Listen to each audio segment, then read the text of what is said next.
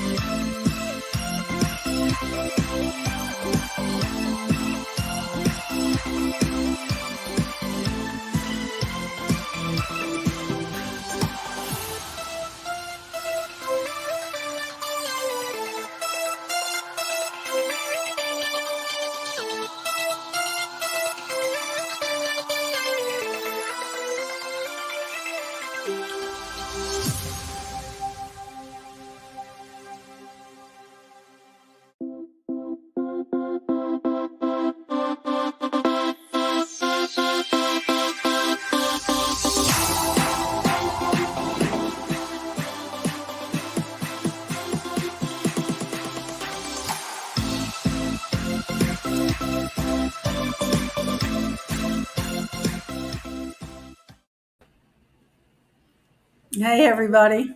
Hi. Welcome to Girls Just Want to Fly. We've got a really good show for you tonight. As you can see, Jade's not with us. She had surgery yesterday, and so she is lurking in the background. Yeah, why is I've got Wendy the Explorer. How are you today, Wendy? I'm doing good. How are you, Deweese? I'm doing great. Can you tell us what you've been up to? I am here with Jade and Eric at their house in Wisconsin. They've been hosting us for the last couple of days. We got to get some flying done with them before Jade had her surgery. It sounds like you really had a good time there. Still are. Yes, for sure. That's great. So you got a lot of time flying in over that lake out there? No, not over the lake. Over at the airport, we did go flying once over there. Oh, did you? That's good. And we've got Karen Close. How are you, Karen? Good. How are you? I'm doing very well. Tell us what you've been up to. I just bought an RV and had to prep that this weekend, and hopefully I'll be able to go on some flying adventures. Oh, that sounds awesome. So I just want to thank both of y'all for being here and helping me out with this little venture. It's kind of weird doing it without Jade. Our guest tonight is Emilia Plak. She is a paramotor and a paraglide. I've got my little notes over here. She's a paramotor and a paraglide pilot. She's from Poland, but she lives in Spain. She is a world champion, a paraglider, and she is the general manager of Ozone Power. She is on a pre-recorded show tonight, which lasts about 40 minutes. So we're going to watch that. After we watch the show, we're going to come back and do a little chat. So without further ado, let's watch the video. And like I said, our guest is Emilia Plak. Roll them. And here we go. Enjoy the show.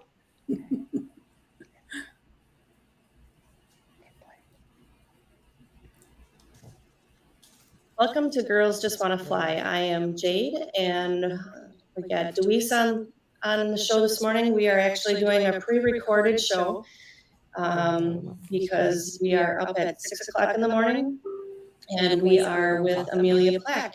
Emilia, thank you for joining us. Hello. Thank you for having me. It's a big pleasure. And Deweese, how are you? I'm doing very well. Thank you. Thank you for joining us so early in the morning. It's early All right. here. Yes. So tell us a little bit about yourself, Emilia. I've heard that you're kind of a bigwig flyer over in the Europe area. Yeah, I don't know if I'm a big flyer, but I'm Emilia Plak. I originally from Poland. And yeah, I have been flying since a very long time because it has been over 20 years. I started flying paragliding in 97, and I learned paragliding in 97 and learned paramotor in 2000. And since that year, I get involved in paramotor business and in competition and start traveling to events. And today, after 20 years, I am working as a general manager of Ozone Power, which is a part of the company Ozone Paragliders, who is I'm responsible for paramotor products. And yeah, I continue flying. I fly very often. I fly nearly every day, and I test ozone wings. I am responsible of all the new ozone products, and of course ozone wings. And yeah, I travel a lot. I love traveling and flying paramotor in a lot of beautiful places in many corners in the world. And yeah, that's what I keep doing all the time. Well, you sound like a very busy lady. I actually am. I think I am busy. Thank you for sitting down just for the short time with us. What time is it there? The moment is 1 o'clock in the afternoon. 1 o'clock. All right. So you said you're from Poland. What do you like better? Do you like paragliding or do you like paramotoring better? Definitely paramotor is the main sport I enjoy. It's just for simplicity of it and being able to fly in many places and nearly wherever you want and whenever you want, of course, weather dependable. But I love this idea of paramotoring, that you can have your small aircraft in a car and just as much as weather conditions allow and the location allow, just take off nearly from any field or from the road and have a look in the area from this, very unique perspective. All right, Deweese. So in Europe, can you go from country to country without much difficulty and then fly in different countries? Each country in Europe has its own regulations. So if it comes for paramotoring, so it's not that free as we would like to. And of course, in the future, I do expect to have more limitations. But in Spain and in Poland, of course, respecting the airspace, we are quite free to fly where we want with reasonable limits. In other countries like France and northern countries, Belgium, Netherlands, Germany, there are way more restrictions. And when the pilots are allowed to fly only from clubs or from the airfields, and the equipment is registered, so it's more in control. So it depends on the country. So you could just put your paramotor in your car and drive from country to country, or would you have to? Yes, yeah, I can. Yeah. Within Okay. Europe, yes, we are quite free to travel. Okay. So tell us a little bit. You said you work with Ozone or work for Ozone. Yes, since year 2012. So this year it will be 10 years. I am a general manager of Ozone Power. I am responsible for all the products related to paramotor, of course, mainly wings. And I'm also responsible for marketing and dealer network worldwide. But the most exciting work is always developing new products, new wings. So I am the one who is deciding about the new wings and what they are going to be, what kind of development we are doing. Of course, I have a fantastic team in Ozone to work with, amazing designers with I don't know how many years of experience designing probably one of the best paragliding wings in the world. And with all this knowledge and experience, yeah, we managed to come up with more and more new and exciting and modern wings with a lot of innovations. And yeah, this is the work I'm doing since over 10 years, and I absolutely love it. Wow, that's awesome. So with you working there and all your experience that you have, what kind of equipment are you flying? Oof, I actually fly all of the wings because each time we develop new model, I fly personally all of most of the prototypes and definitely the final prototypes. And so then I also involve in making pictures and video for those wings. And I continue flying, even if it's just school wings or wings like Mojo or Kona or Roadster. I still fly all of them when they are new, especially when they are new. But my favorite wings always change. Like when we launched the freeride, it was a freeride, and when we launched the Speedster 2, it was the Speedster 2. And nowadays, of course, the new wing I fly is the Viper 5 because it's one of the recently launched. And my also favorite wing is the Scirocco 3. It's absolutely my favorite one. Nice.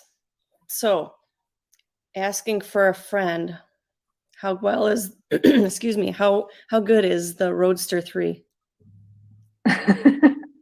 I'm actually very proud of the Roadster 3 because it's one of the best wings and we ever made, I think. And one of the wings we sell the most, obviously. But actually, to be completely honest, I do recommend the Spider in comparing to the Roadster, although it's just a personal choice if you want your wing to be made from the standard fabric or a little bit lighter fabric. But I always love the lighter version of our wings. That's why I mentioned Scirocco 3, not the Speedster 3. They are the same wings, they are just made from different fabric. But I always think that the lightweight fabric makes the wing way better. Okay. It just flies nicer and inflates even better. And the Roadster 3 and the Spider 3 are two wings which I think have it all. Like for the beginner pilot, if you just maybe not if you are just start flying, because for those pilots I would definitely recommend to start from the Mojo Power and progress to the Roadsters as a next step. But it's a kind of wing which you can start flying with a low experience until some pilots just never change the wing for anything better because it's just do it all for you. It's nice, it's agile, it's precise, it has a really good resistance for collapses and very good speed, stability. It just does it all for you. All right. Duis, do you got any questions? Yeah, you said you compete. What kind of competitions do you participate in, and where do you have to go to do that? I don't compete anymore, but I used to compete. I started competition in 2007 in the Polish national team, and I stopped in 2013, which is already quite a long time ago. Since then, I don't compete anymore, but I have been involved in a competition since quite a while. And we have a competition in a national level, international level, and in all over the world. And the competition are under FIA rules. And national, international, you have to qualify to the national team to go to the international competition. And when I was competing, we had European Championships in Poland. My first international competition, it was back in 2009. No, it was earlier, 2008, when I finished 12th in overall. Then in Czech Republic, 2009 was the first World Championships when I became fourth in the general classification, which was a really good success. And then I won my first world champion title. It was a female world champion title in 2012, and the competition took place near Madrid in Spain. Oh, that's exciting. That was a classic competition. What was traditionally, we had the classic competition. The rules for classic competition comes from the macrolite, not from paragliding, from the macrolite. They are combining in a few elements: navigation, economy, precision, and all the tasks. Normally pilots meet during 1 week, 10 days in one location, and there are rules to meet the requirements of minimum task, but always 30% of task is navigation, 30% of precision, 30% of economy. Economy is obviously related to the fuel consumption. Precision is related to precision piloting. The tasks like spot landings, it used to be a bit of the slalom task over the ground. We have slow fast, which is flying over the course as slow as possible, as fast as possible. Then navigation involves flying with a topographic map and the compass and the logger. And they are quite complex competition. They're very strategic, and you have to be good in everything to win. So they're quite complex. Back from 2012, I think, or 13, we start having another type of competition, which is a slalom competition, when pilots fly slalom course around the pylons. We started with the competition over the ground. Now they are only taking place in over the water. They are only speed competitions, and they are different category of competition. And the only one World Championships I did was back in 2013, and there was the first World Championships which took place in France. Wow. So I got a question to go back. Who taught you how to fly?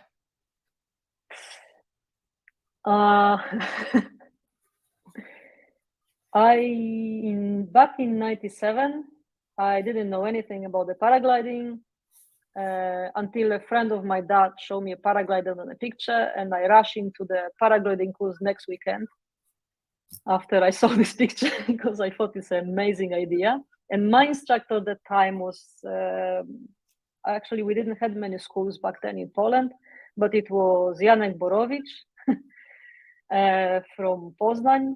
And that's how I learned flying paragliding. The course was over nearly whole summer. I was coming back to the mountains and flying with the group, and as much as I can, as the condition allow.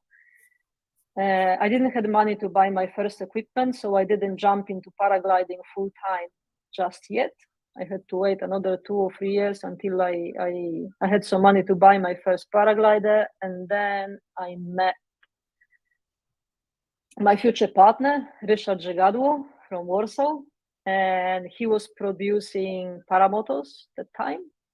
And that's where I first time saw a Paramotor, which was the aluminum frame and solo engine,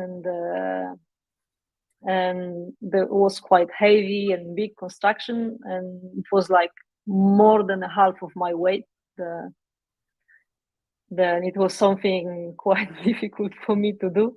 But I discovered paramotoring, and I really love the idea of it. I thought it's completely crazy, and it's just something I have to do. And I did my first paramotor flight at the end of the year 2000. And yeah, it was Ryszard Żegadło who taught me. He still ran his business in building paramotors in Warsaw. We are still very, very good friends. But yeah, that was my first days. So what do you fly now? What machine?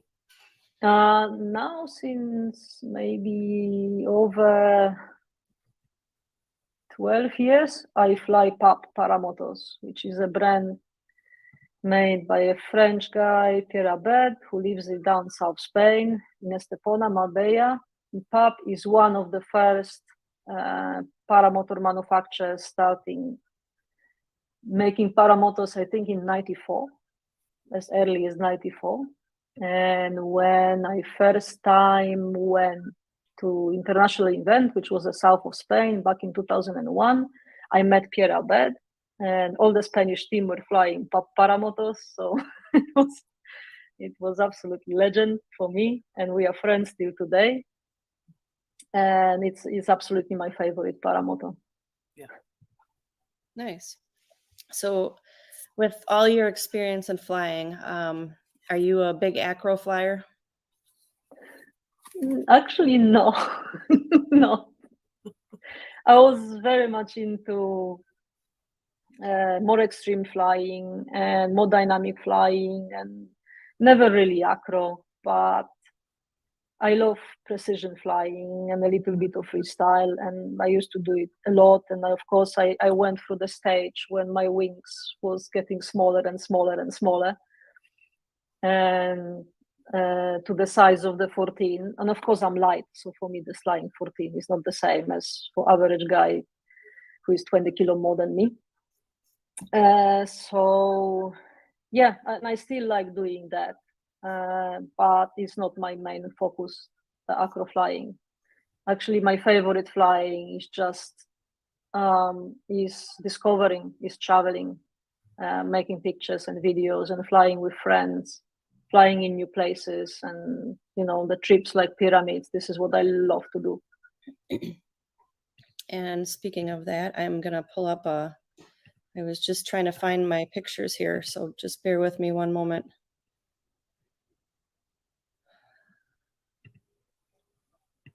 Oh boy. Got everything all messed up. Deweese, ask her another question while I continue to find these pictures. How about the weather in Europe? Is there a flying season in Europe? Or do you just Where I live, where I am at the moment, which is north part of Spain on the coastline in the Mediterranean Sea. It's like near Barcelona area. We actually have a good weather, flyable weather all year round. Even in the winter, it's warm enough and it's calm weather enough to fly. And that's why I choose this location, because it allows me to fly a lot and test the wings. And we're back in Poland or in the countries like UK or northern countries. It's the weather is always more iffy. It's more rainy, more windy, more changeable. Here at the seaside we have a sea breeze, so we have maybe 300 days a year flyable. And yeah, I was actually flying yesterday. Today it's a little bit windy, but yeah, the weather is great. Yeah, that's why I love it here. That's near Barcelona? That's nearby Barcelona, yeah. What a nice north from Barcelona. Yeah, nice. What are some of your scariest moments in the sport? Do you have any? Over the past 20 years, there have been many, but I never really had a really, really, really close call. I am very cautious pilot. Like nowadays, you hear that pilots, after flying 3 years, they consider themselves experienced and advanced pilot. I am a little bit old school. I learned to fly so long time ago, and the sport and the scene was a bit different back then. Even I start flying in 2000 and I start competition in 2007. So it was already after 7 years flying, and I still didn't consider myself advanced pilot enough to compete. So I'm very, very cautious pilot, and I really think twice before I do something. But there has been a few incidents here and there. Once during my training back in Poland, long time ago, it must have been maybe 2009, because I moved away from Poland in 2010 or something like that. When I was training for competition, some precision spot landings and maybe a bit of slalom, and I had a proper crash actually, but I walked away from this. But it was a good wake up call. And then actually, all this accident happened because I was in a rush too much. because I was running Paramotor school by my own back in Warsaw that time. So I was always trying to catch the time for myself to fly and to prepare for competition somewhere in between the students or just before students or after the students. And the conditions were not always perfect because, of course, the perfect conditions were always reserved for students. So something happened back then. I think I got into my own rotor, and yeah, I stole the wing in like, don't remember, probably I fall from 8 meters or something like that. But my frame took all the impact, luckily. So I walked away from it, but there was nobody with me that time.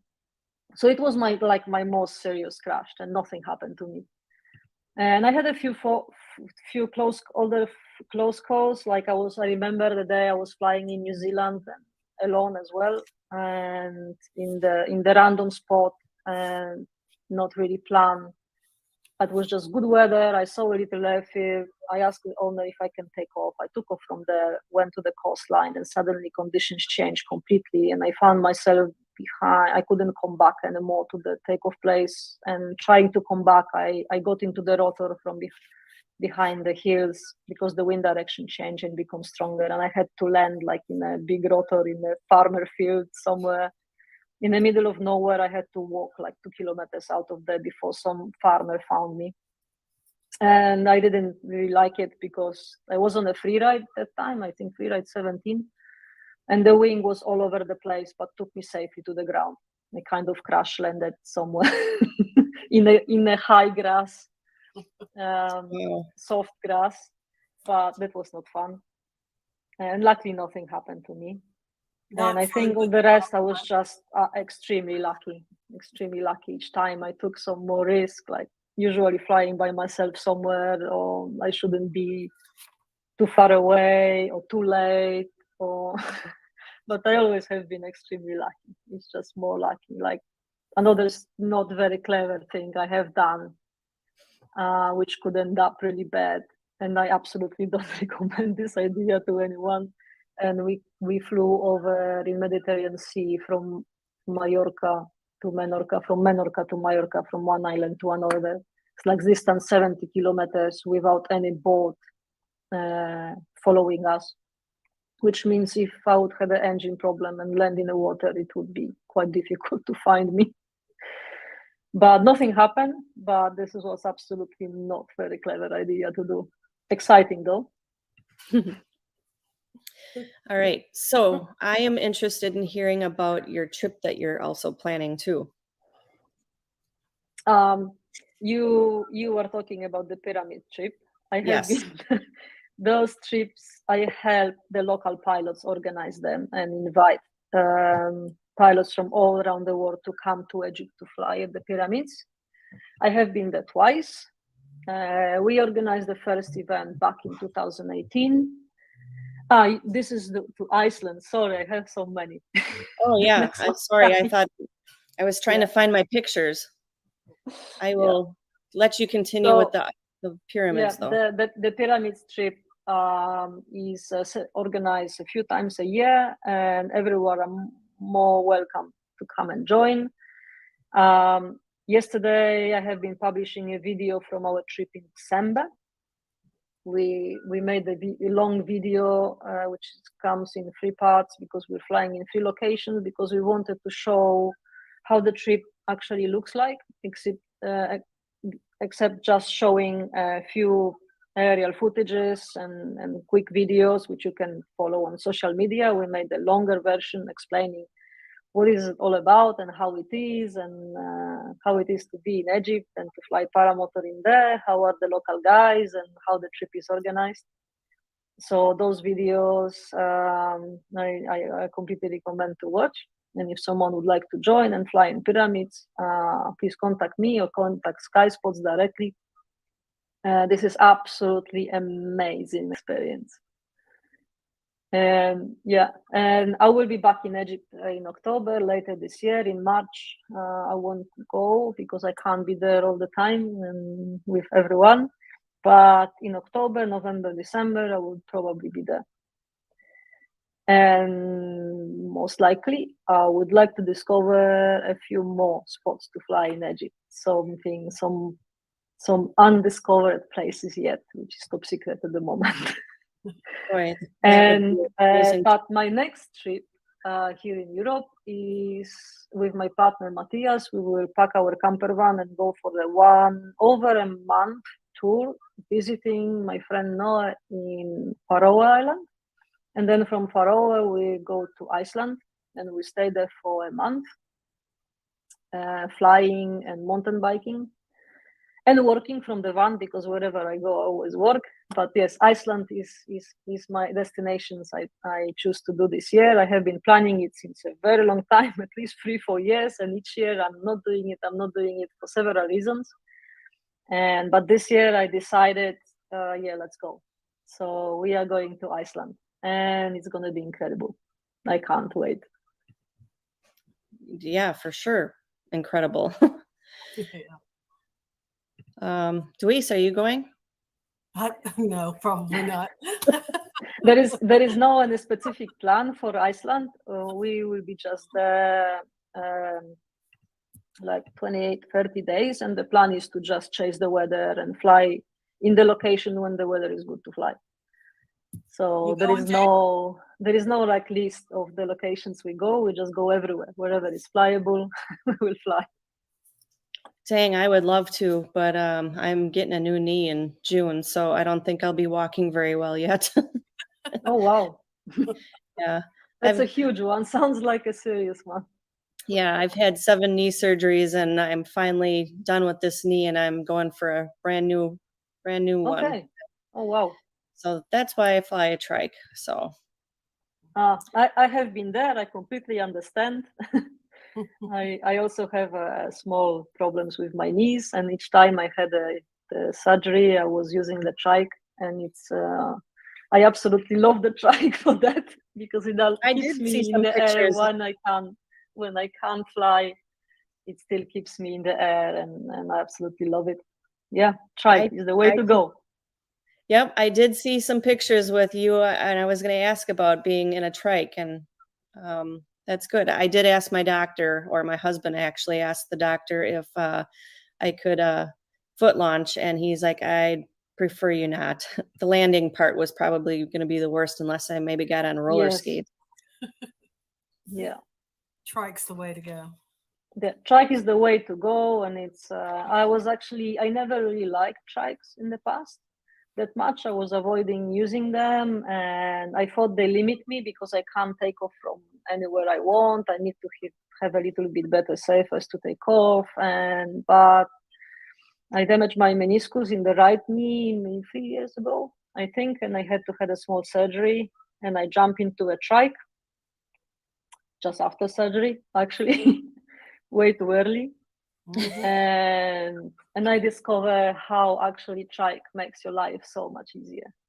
And because you don't need to carry all the weight, you can take as much fuel as you want. You don't need to care about taking off with no wind or a little bit of side wind. And I was carrying a fuel for my partner to land out and refuel.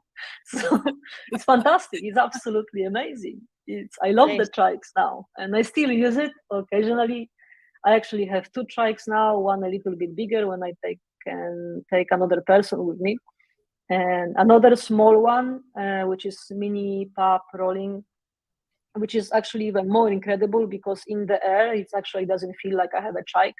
It doesn't create more drag, but just allow me to roll on a takeoff and landing. So if my knees are not doing very well, or I don't want to carry heavy engine, I always grab this trike, and I absolutely love it. It's great. It's genius. I really like it, and I master the trike takeoff now. So, of course. Have you seen any trike buggies over there by you? What do you mean by trike buggies? Like the 4-wheel? Or nope, it's 3 wheels. But it looks like it's got roll bars going up along the side. Luis, you want to explain? Yeah. No, here in Spain we don't see them, but it's always a lot of different manufacturers, and whatever is is locally available. Usually pilots fly. I fly, of course, the PAP equipment. So both trikes are PAP. But the trike buggy, no, nobody has it here in Spain. I don't think so, no. Okay. But All they look amazing. Yeah, they are. Yeah, I know Chad Bastian. I have visited him in Santa Barbara years ago, and I know his trikes. Yeah. Yep. Dweez, you got some questions before we let her go? I think I'm out of questions. I guess one question I have also, when, people are asking, when's the best time to fly? When do you like flying? Mornings? I like flying in the mornings, definitely. Mornings are always quiet, and yeah. I'm not a crazy fan of getting up before the sunrise, but if I have to fly, I do wake up and go flying. I fly in all sorts of conditions. The wind up to 20 kilometers per hour, I fly. So yeah, in strong winds, I also fly the small wings, like mini wings. In Brazil, usually we have a stronger wind, so you can see my pictures flying a little dragonfly. And I used to fly actually more of them in the past, now a little bit less. But I'm not a big fan of flying in the thermal conditions. I don't go up there with a paramotor in the middle of the day to go thermaling or anything like that. It's just a typical paramotor flight, morning, evenings, and that's it. Easy. Have you been to the US to fly? Yeah, of course. I have been to US many times. Actually, just before pandemic. I was last time in Florida in the Palm Bay event. It was in March 2000. Yeah, just before the pandemic started. And I did a longer trip back in 2000. Actually don't remember, 14, I think. Back in 2014, I started in California and drove through Arizona and went to Moab with all Ozone team. We made the pictures there of Roadster 2 and the Viper 3. I'm looking up there because I used to have the pictures on my wall. Yeah. Viper 3 photo shoot session. It was amazing. I flew in Monument Valley. And Moab was absolutely spectacular. I would love to come back there. It's beautiful. And yeah, we came back down to California, did some flight on the coast in Torrey Pines, and yeah, what else? Actually, nothing else. I think it's just those areas. I have a short video from this trip and Florida. I visit Florida quite a few times the past 2 years. Yeah, definitely need to come back and do more. I have been in Salton Sea event back in 2012. I think it was 2012. Yeah, they just had their fly-in this past month. Yeah. Yes, I know. I've been following pictures. So what are your other hobbies? Many other sports. I used to ride a lot of dirt bikes, enduro, for many years, starting 2000, early 2000. Now I changed motorbikes to e-bikes, and I love riding in the mountains and like nice technical rides, and I have plenty of Pyrenees in my backyards to ride. I do kite surfing, winter sports. A lot of. Recently, I jumped into the gravel bike, so I do some cycling on a flat as well, not only mountains. What else do I do? Scuba diving, snowboarding, skiing, many sports. I'm a little bit, quite a lot of it. I'm quite hyperactive, so yeah, I like to be outside. Kiteboarding? Yes, yeah, definitely. Yeah, we've done that a couple times and taken lessons and stuff. So yeah, I live on the seaside, so we have a lot of kiteboarding here. Okay. This summer I will be learning foiling. We'll see how it goes. Oh, nice. That'll be interesting to hear and see some of your stuff on that. So do you have a family that's involved in flying with you, or what do they think? No. No, nobody from my family They flies. think you're crazy. They think I'm crazy, yes, but my parents are my biggest fans, so Okay. they always been supporting me, and yeah, they love my travels, and they love when I used to do competitions. They love my work I do, and basically, yeah. Do you have I understand. YouTube or TikTok or Instagram or Yeah, anything like yeah, all of it. Not TikTok, but yes, traditional YouTube channel and social media. You can always find me by my name and surname, Emilia Plak. Okay, so just on YouTube, Emilia Plak. Yes, yeah. Okay. All right, because everybody's interested in that, and we'll definitely make sure everybody subscribes to you. Yeah. Any last questions at all, Deweese? We'll let her No, probably go back. She's probably on her lunch break. yeah. No. No, but I'm definitely gonna look her up. get her on my YouTube and all that. Yes, so Amelia, if you know any gals also that are getting into the sport or interested in talking about how they got into the sky with us, that'd be great if you can pass on their names or let them know how to get a hold of us. We'd love to hear their stories also. Of course. So, I For the world. I just really think it's terrific that you are working for Ozone and Over the Wings. I would have expected it truly to be a man. So I think it's terrific that it's a woman. Yeah, it's definitely. quite funny that all the Ozone team is male, and the motorsport is managed by me. That's terrific. But yeah. So if anybody's got questions on anything like that, do you recommend who can they contact at Ozone, or are you the one to? Yeah, I am the one to contact. Definitely, you can find my email on the website, and it's emilia@flyozone.com. Quite easy to figure it out. Whatever question you send to Ozone about the Paramotor, they all end up in my mailbox anyway. So, yeah, I will be happy to answer all the questions. I always do. That's All right. what I'm here for. Awesome. Well, I definitely will have some questions. So, all right. Well, in the meantime, hopefully everybody can give us a thumbs up and subscribe so you can see us every Wednesday night, hopefully every Wednesday night. And also make sure you're watching Tuesday night and Tuesday night hangouts with my husband, Eric, PPG Lear, and also Never Trust a Skinny Chef, Shane and Will and Mark, and talking about the guy stuff of flying and whatever else they talk about. Monday night, we do PPG Grandpa at Clear Prop TV. And if you guys got any other things you want to share, please contact us. Reach out to Emilia if you got questions on your wing or Ozone questions. She's the gal to go to. And until then, fly safe, everyone. Thanks, Amelia.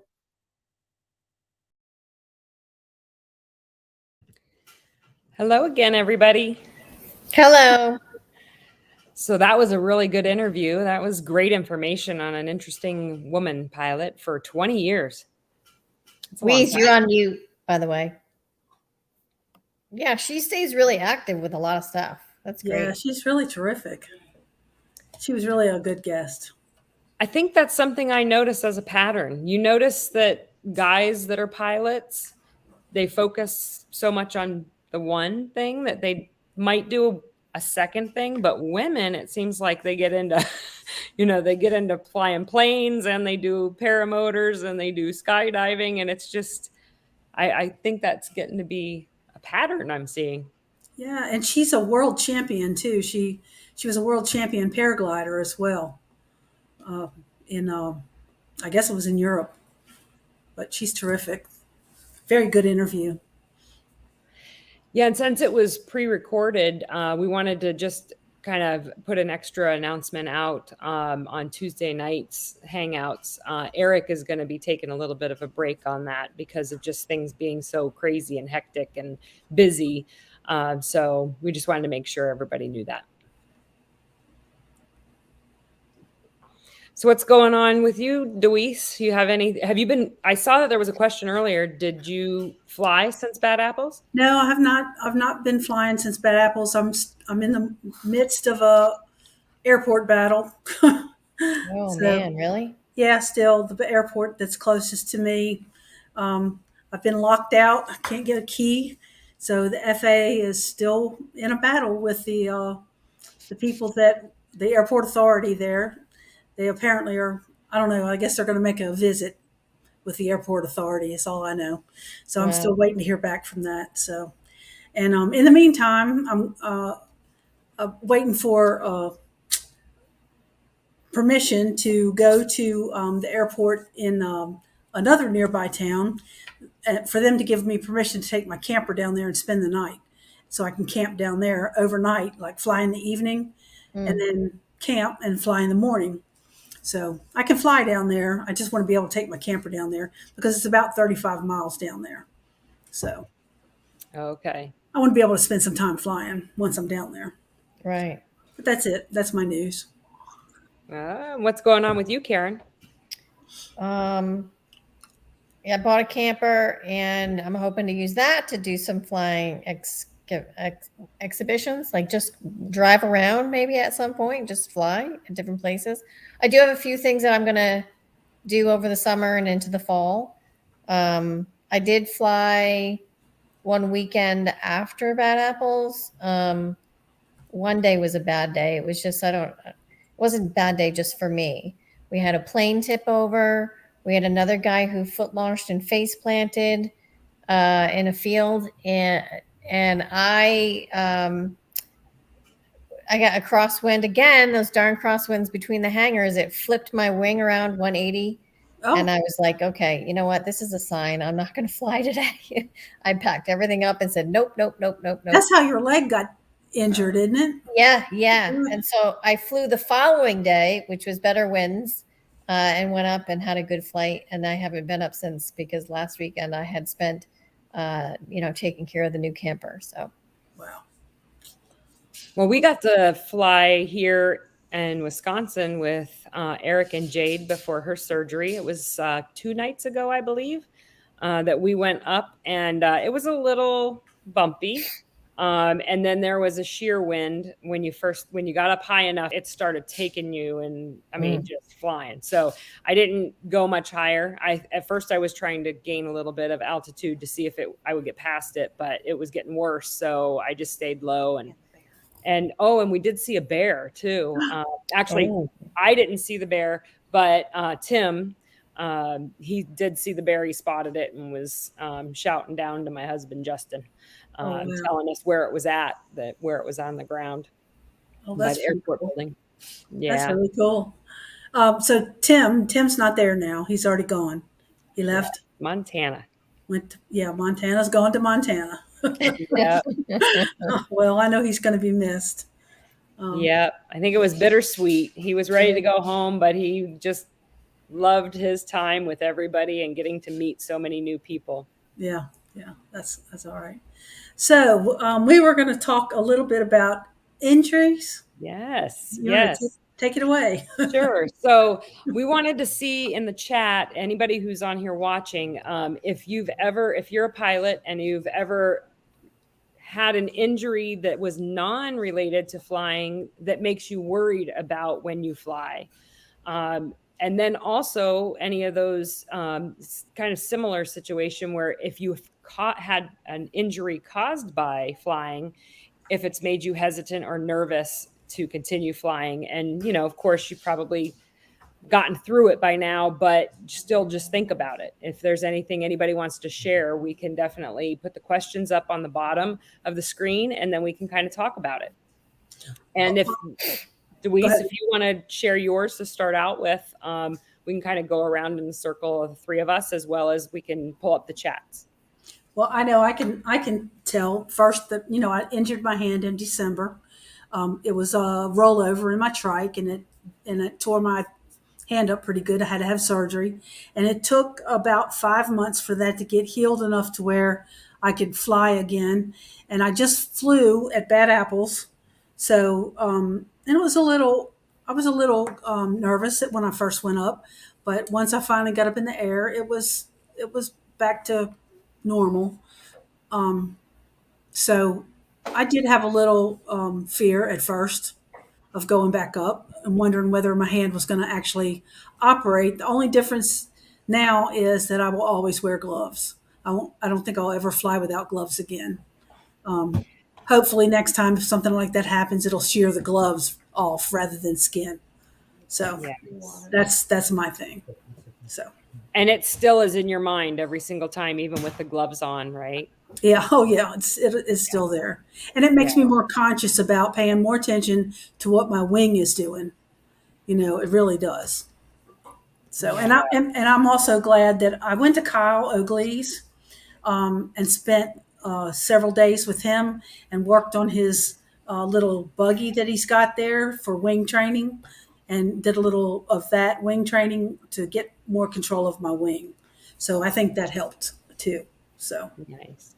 Well, before I would have you speak about any injuries or if you've ever had any, there is Kelby Cox. I wanted to bring this up because this seems to be a very big discussion in our sport, PTSD, whether it's military PTSD or just an event in somebody's life that has caused that.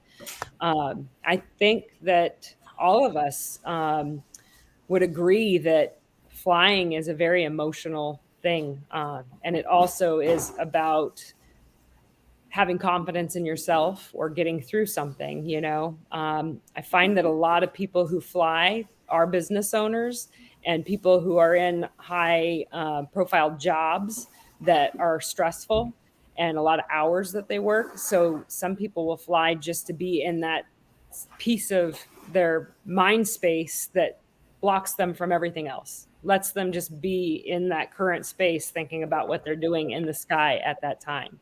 So would you guys have any comments about PTSD and your thoughts?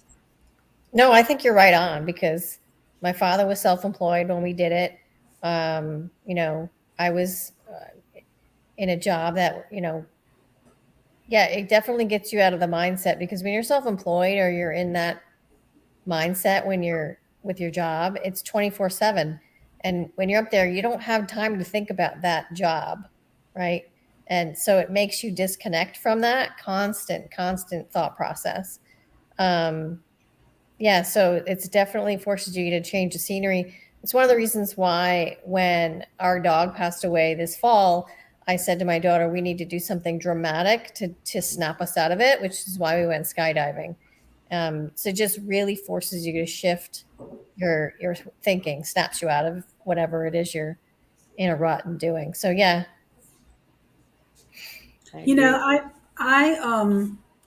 I was a registered nurse for like 40 years, and I I don't know that I ever really called it post traumatic stress disorder, but maybe it was because I always got into these kind of dangerous kind of hobbies like riding motorcycles and flying airplanes and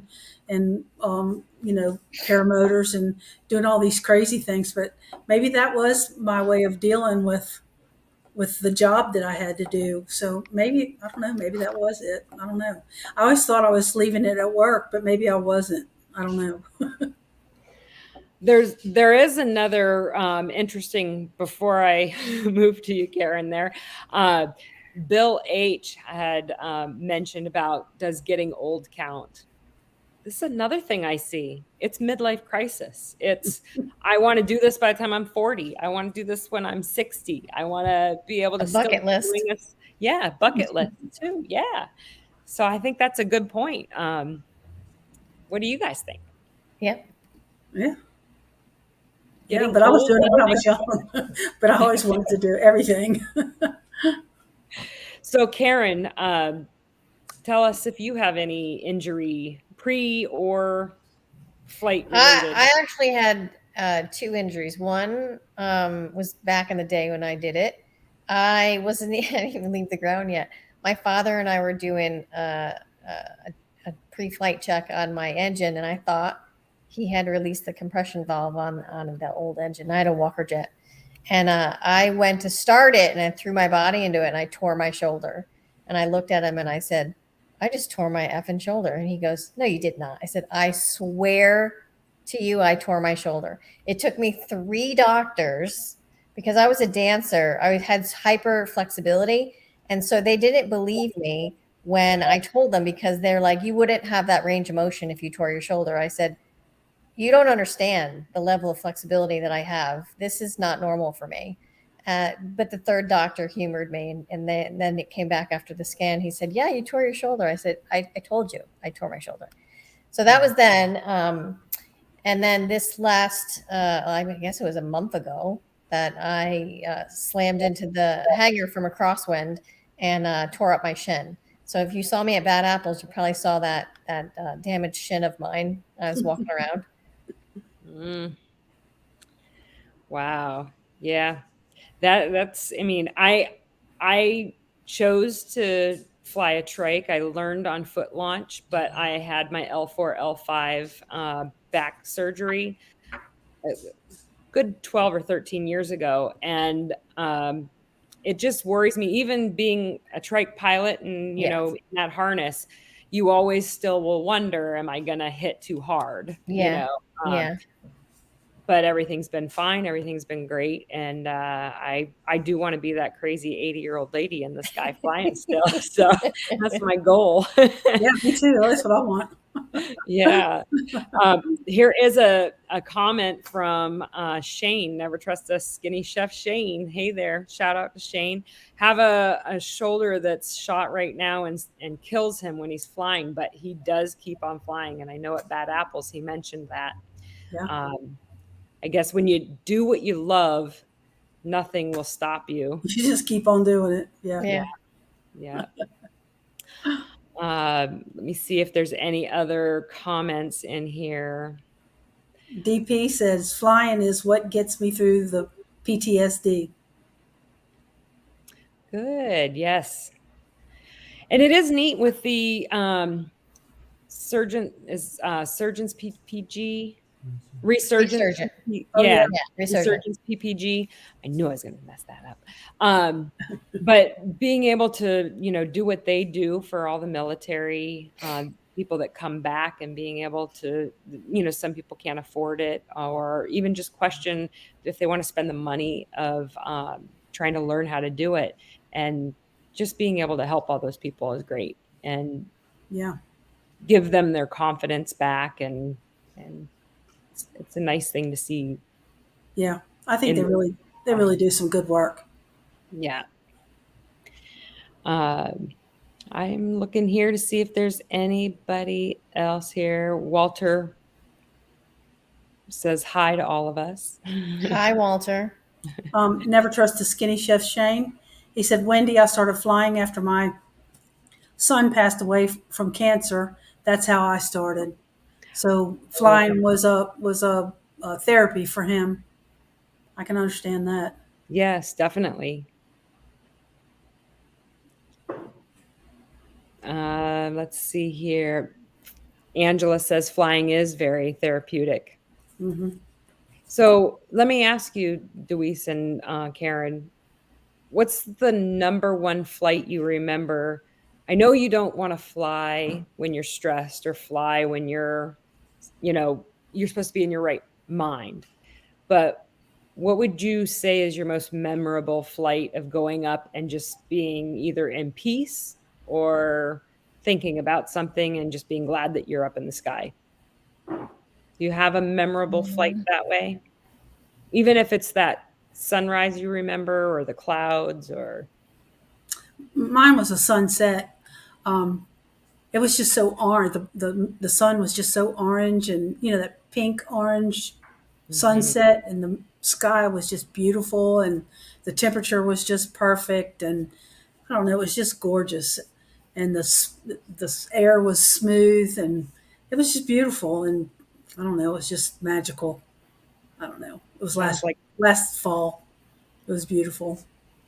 Yeah, I don't Something have to that one thing that stands out other than my first flight. But flying near the water, not near the water like I'm going to go by the lake, but by the ocean, because we all know whoever's flown there knows it's just like really different air, and it's just so easy to fly. I really enjoy that because to me you don't have to think about stuff. You don't have to um, active pilot or anything like that. So I like that.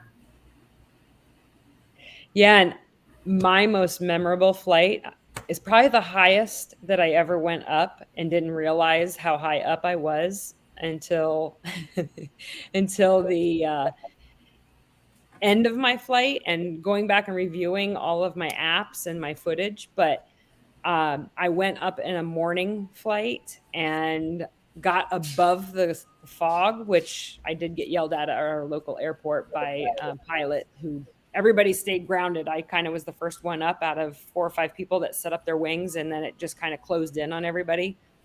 But I got away from it. I got away from the airport and I went in an opening area. But it was my first time going over the river, and I went close to 3,000 feet. And because it was so smooth and the sun was so orange, coral pink, I just kept wanting to get closer to it and closer to it. So I just kept flying towards it. And before I knew it, it was the furthest flight I had taken and the highest I had gone. Because I just got wrapped up in the moment. I know I got really high at Bad Apples, the highest I've probably ever been by myself. I got really high, and it was so cool getting high. Yeah. I just really enjoyed that.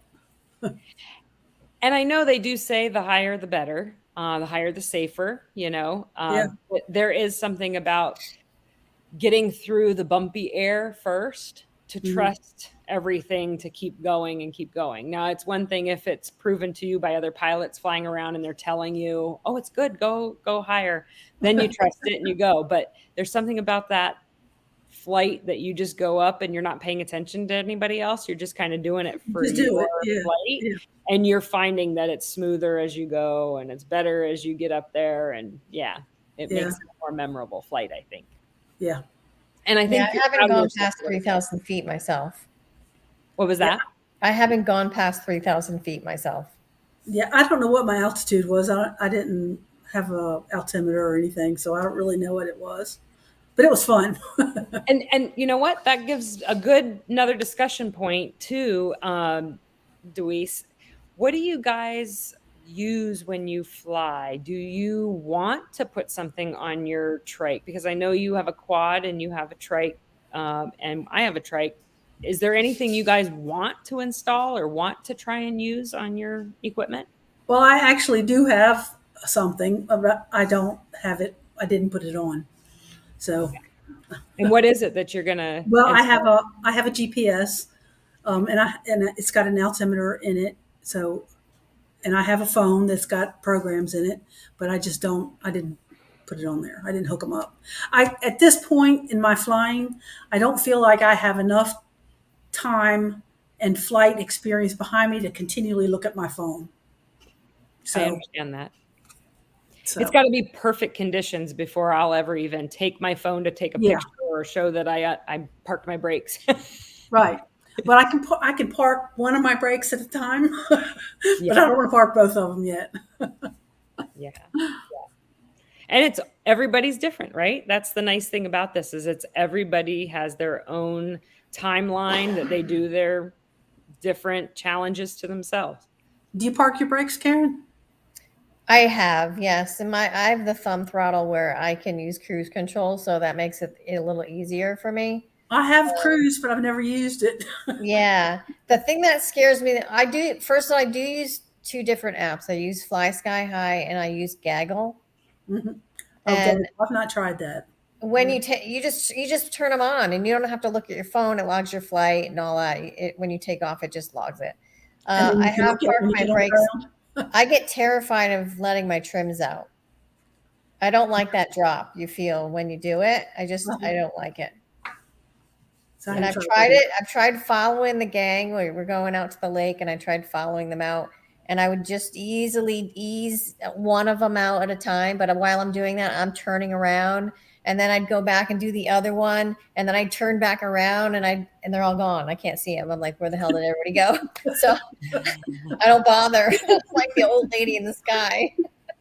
Wow. That's great. Okay. So- We've been on here an hour. We're going to have an after show. If ever anybody cares to join us. Do y'all have anything else you want to talk about? I don't have anything here. I just would like to say that Jade is here. She is just in the back here, relaxing her leg and her knee. We're trying to make sure she gets up and walks around every so often. But I just want to say a shout out to thank her and Eric for being such great hosts. We've been here for a couple of days, 4 or 5 days now, and it's been great. And I wanted to, when she asked if, I would come on and, for us 3 girls to do this for her tonight, I was like, oh man, I don't want to disappoint her. It's her show. You've been great. You've both been terrific. I think it worked out good. And I think it was really nice to have the interaction of everybody. And we had some new people come into the chats tonight from the sounds of it. And let's kind of look at our chatters and see if we can recognize. Karen, can you do that, Karen? Yeah, no, I wanted to shout out to Bill H. I recognize him. I met him at Bad Apples. Nick Griffith. I think Linda Anderson too. Met her as well. And Walter. I remember Walter was on my first show. Yeah. That's the Walter, I guess, right? Yeah. I haven't talked to him since that time either. Of course, I met Never Trust a Skinny Chef Shane. There's John Wayne, DP.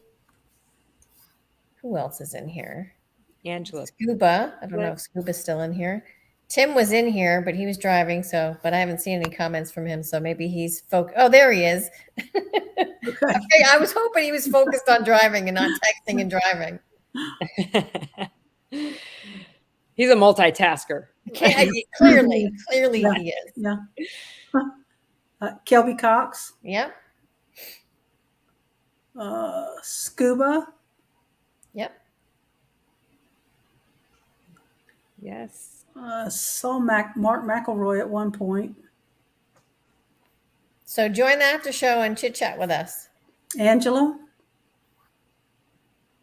Yep. Angela. John Wayne. Did you say John Wayne though, didn't you? Yeah. Yep. Randy Milstead. Good old co-pilot. Co-pilot, yeah. He's the ultimate co-pilot after Bad Apples. Yeah. Yeah. He's back there. He's in the living room. Yeah, that's our friends. Yeah. Okay, y'all have some. Y'all have social media. Miss Dot Karen, just like my name, but with a dot for TikTok, and my full name Karen Close on Facebook. Okay. And I have Wendy the Explorer on YouTube, all squished together, no spaces. Not the Oriental version of Wendy the Explorer on there.